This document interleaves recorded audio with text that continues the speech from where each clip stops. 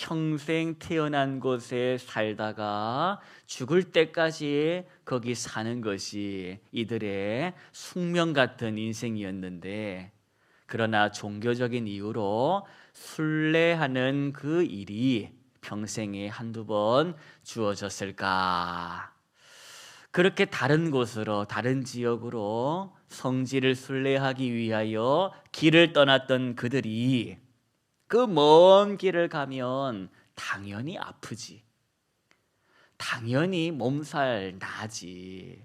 그러니 중간중간에 이들이 몸과 마음이 곤하여 쉬어갈 곳을, 그리고 치료할 곳을 이렇게 되어주는 공간들이 있었습니다.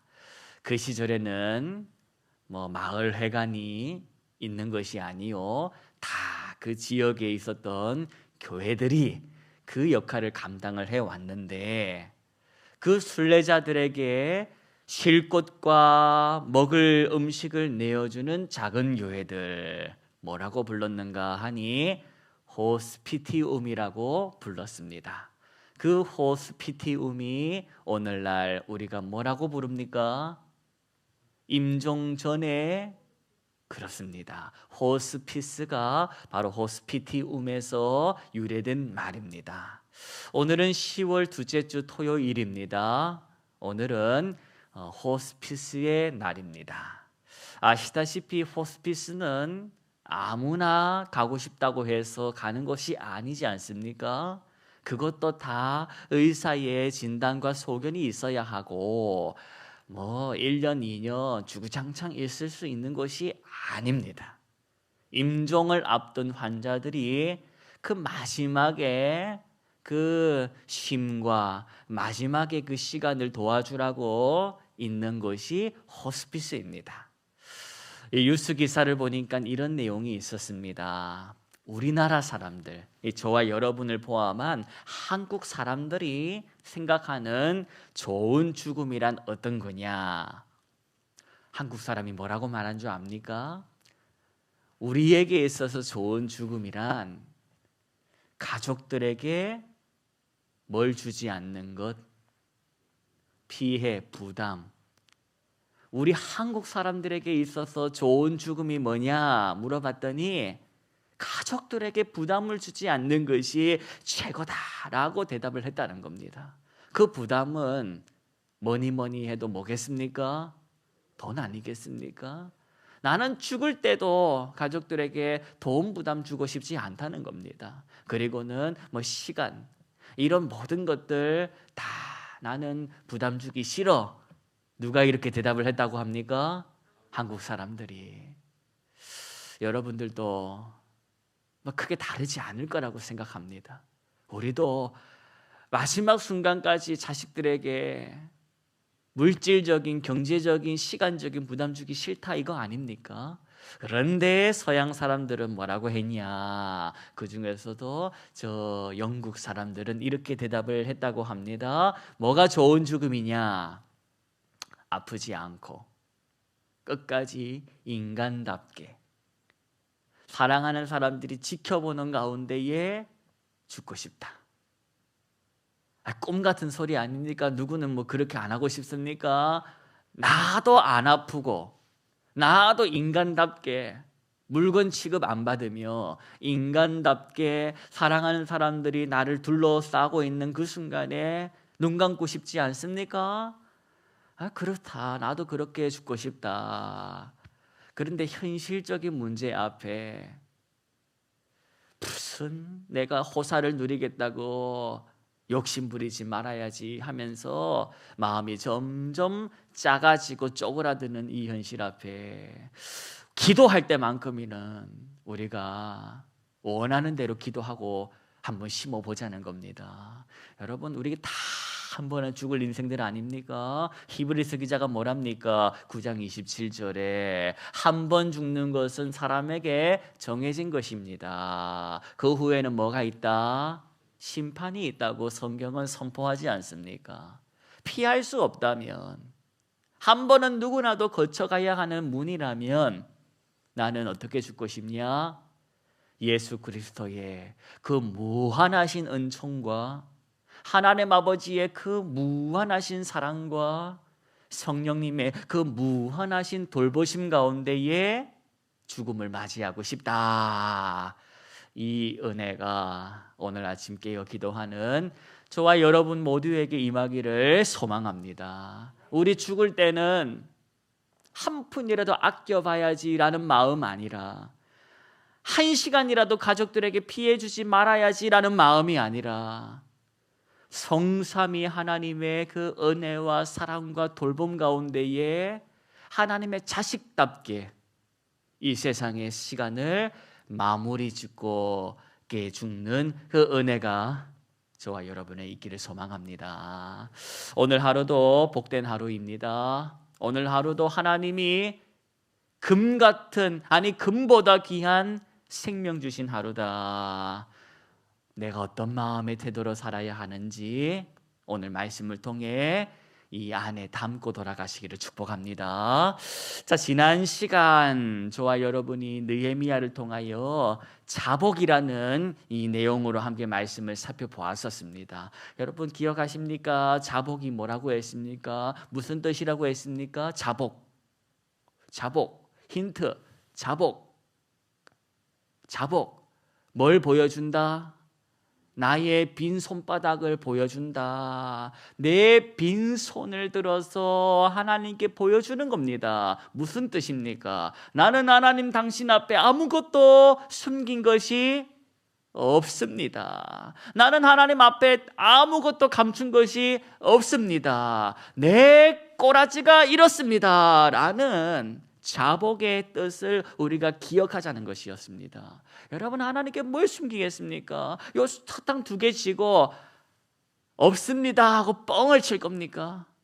뻔히 네 손바닥 안에 껌추어둔 사탕 2개 내가 아는 걸, 손을 활짝 펴고 감춘 것 없이 숨긴 것 없이 내가 형편이 이렇습니다 하고 손을 드는 것이 뭐다? 자복이다. 저와 여러분 삶에 이 자복의 태도가 있기를 소망합니다.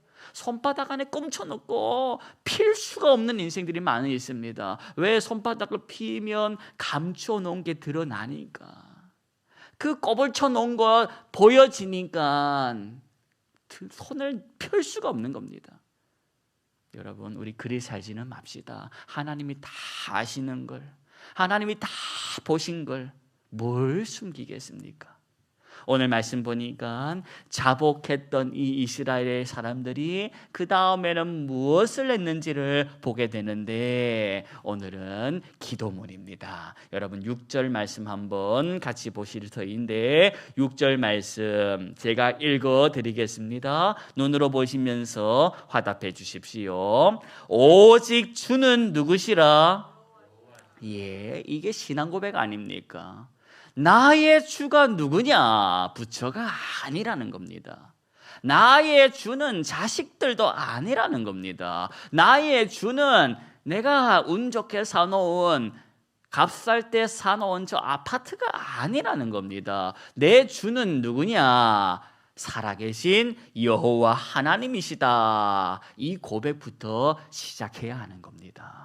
여러분 계속해서 보십시다. 주는, 오직 주는 여호와시라. 하늘과 하늘들의 하늘과 이럴 성신과 땅과 땅 위의 만물과 바다와 그 가운데 모든 것을 어쩌시고, 예, 그리고 다 어쩌신다. 이게 중요한 겁니다. 하나님은 지어놓고 출장 가신 분이 아니라는 겁니다. 자식들 내놓고 놔놓고 도망간 하나님이 아니라는 겁니다. 하나님은 책임지시는 분, 오늘도 돌보아 주시는 하나님이라는 것을 우리가 고백하자는 겁니다. 낳는 거 귀하지만 그게 끝이 아니라는 겁니다. 낳았으면 어째야 합니까? 키워야지. 키울 때 쉽습니까?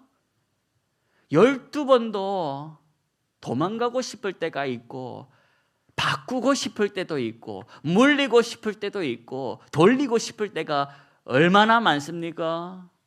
그런데 하나님은 그러지 않으시고 오늘도 어쩌시냐? 6절 읽으신 말씀처럼 다 보존하신다, 돌보고 계신다는 겁니다. 여러분, 누군가가 수고하니까 돌아가는 거 아닙니까? 저절로 되는 게 어디 있습니까? 여러분, 세탁기는 자동이라서 처음부터 끝까지 다 알아서 합니까? 세탁기가 아무리 좋아져도 뚜껑 열고 옷을 집어넣어야 하고 뚜껑 열고 옷을 빼야 하는 거 아닙니까? 자, 손이 가는 것인데 하나님이 이렇게 손을 대고 계신다는 겁니다. 그래서 모든 천군이 주께 어쩐다? 하늘도 하나님의 손길에 응답하고 저렇게 경배하는데 니들은 왜 이러냐 하는 물음 아닙니까? 야, 하늘의 해와 달과 별들을 봐라. 저들도 창조주를 기억하고 빙글빙글 돌며 춤을 추는데 인생들아, 어찌하여 너희들은 마음이 굳어 가만히만 있느냐? 하나님 앞에 춤을 추고 살아야지 않겠냐? 오늘 저와 여러분에게 물어오는 그 음성인 줄로 믿습니다. 여러분, 계속해서 말씀 보십시다.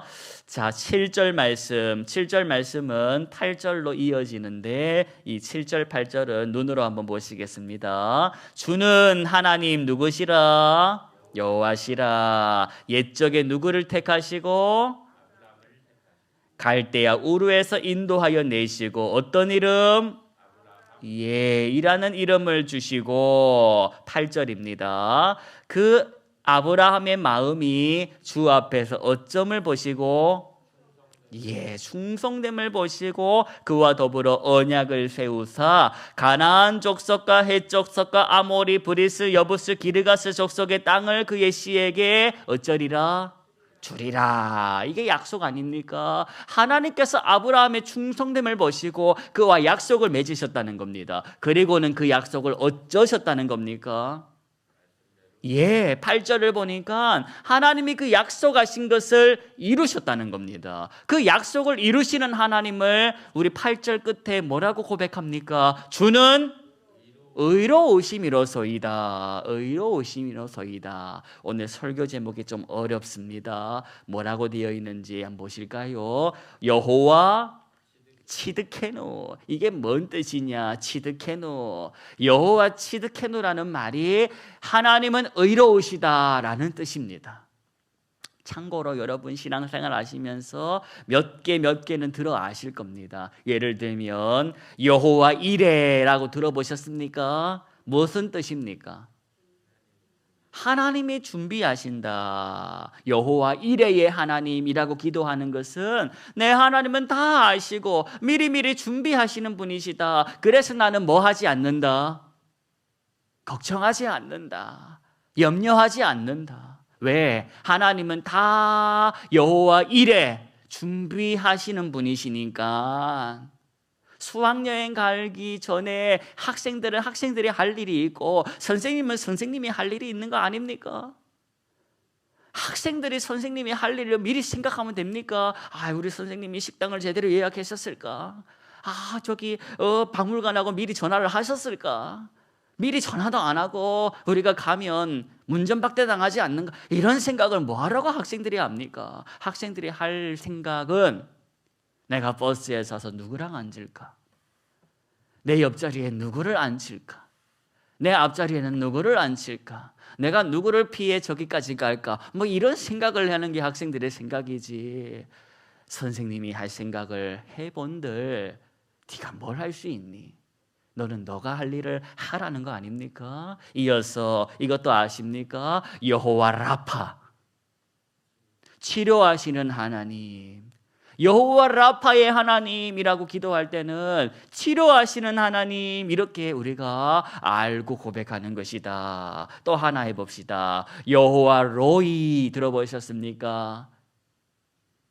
하나님은 나의 목자십니다 라는 뜻이다. 나의 목자 되신 하나님이라는 뜻으로 여호와 로이 이렇게 말을 합니다.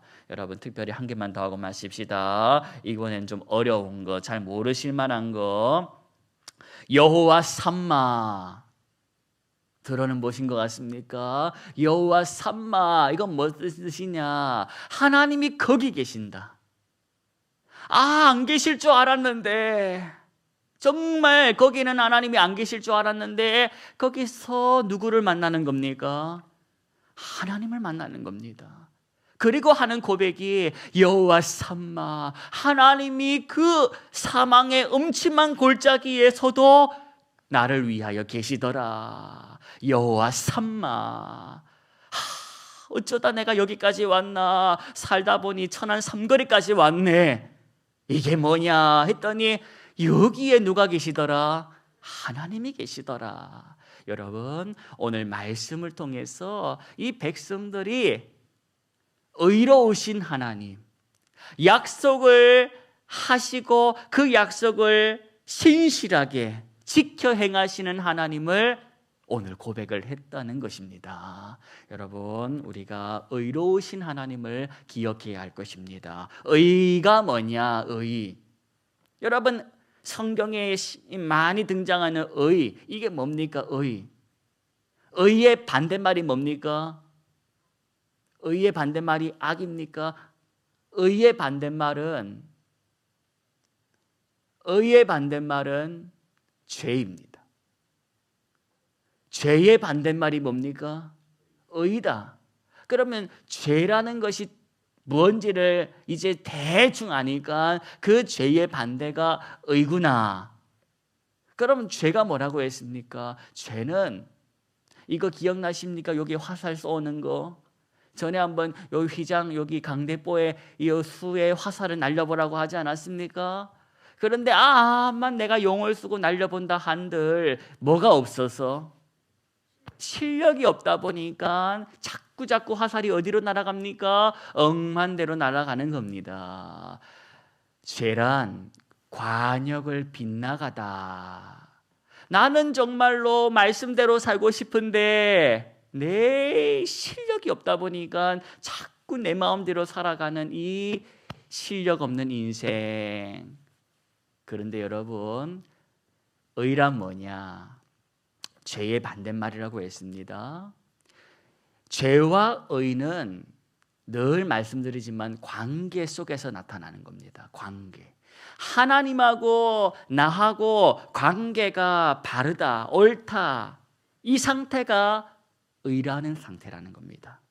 나와 하나님의 지금 관계가 너무너무 좋아.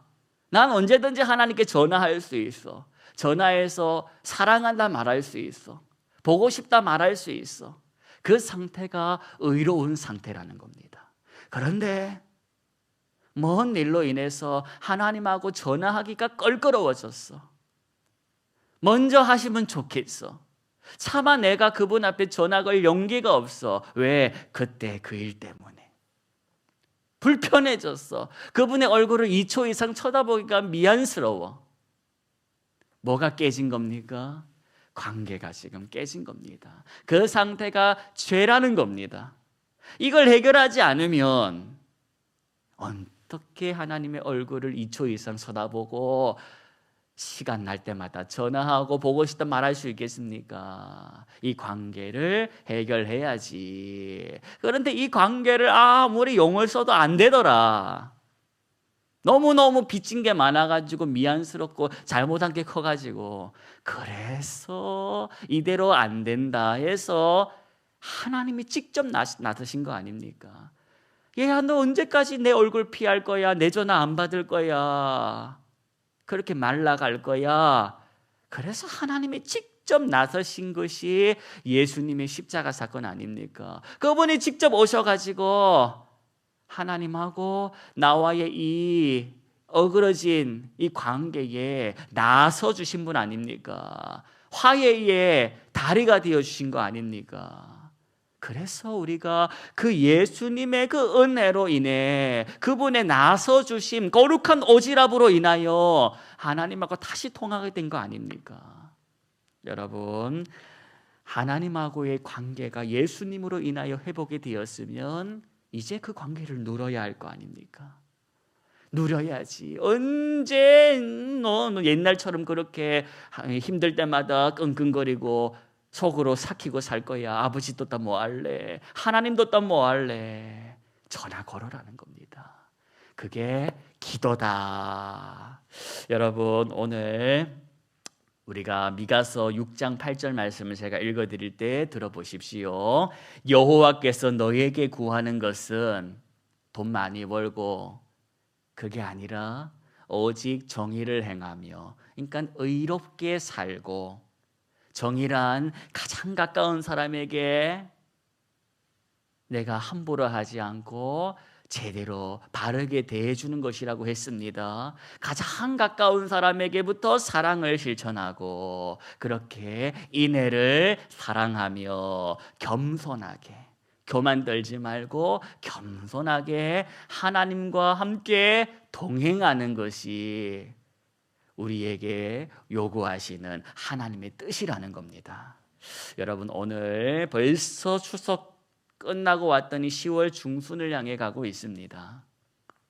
돌아서니 10월이 이렇게 허리까지 온 걸 보면서 이제 돌아서면 연말이고 2026년도일 거다.